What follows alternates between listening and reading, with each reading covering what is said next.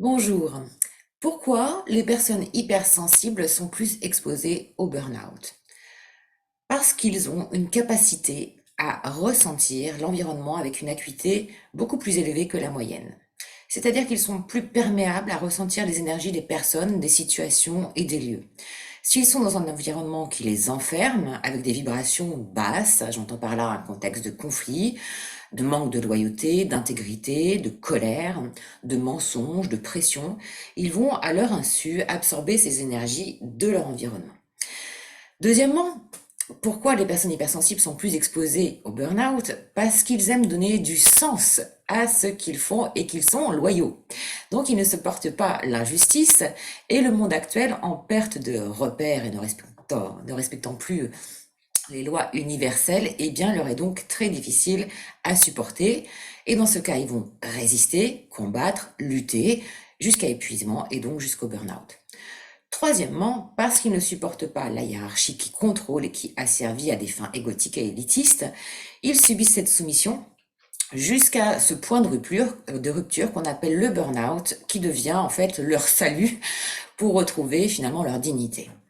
Quatrièmement, pourquoi les personnes hypersensibles sont plus sujettes au burn-out? Parce qu'ils ne supportent pas le manque de savoir-vivre, le manque de délicatesse, le manque de tact. Ils ne supportent pas non plus la pression et l'urgence qui n'ont pas de sens.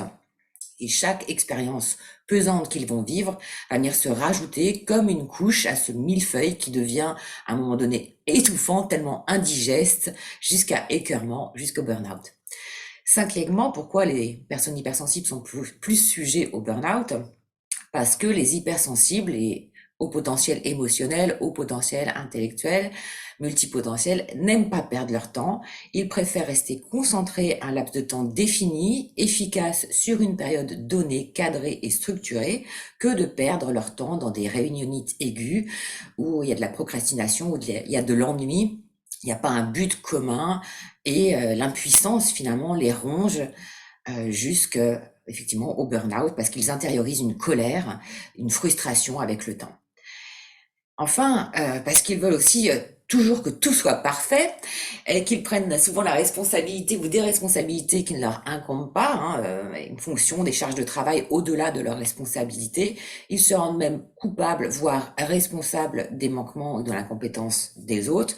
Donc pour toutes ces raisons valables et justifiables, hein, et bien d'autres encore, ils sont donc exposés au risque de burn-out de manière plus élevée que la moyenne, tant qu'ils n'ont pas fait le choix. C'est un choix de se choisir en premier, c'est-à-dire d'apprendre à maîtriser leurs énergies par leurs pensées, par leurs croyances et par la gestion de leurs émotions, de façon à ne plus être perméable à l'environnement déviant. Je vous accompagne dans ce sens à remettre de l'équilibre là où il y avait des déséquilibre et tout ce que vous vivez en fait n'est juste le reflet en fait de votre système informationnel, votre système de croyances, de pensées, d'émotions. Retrouvez-moi sur méthodeagapé.com et également abonnez-vous à la chaîne YouTube, la web TV Agapé. Je vous souhaite une excellente journée et je vous dis à très bientôt.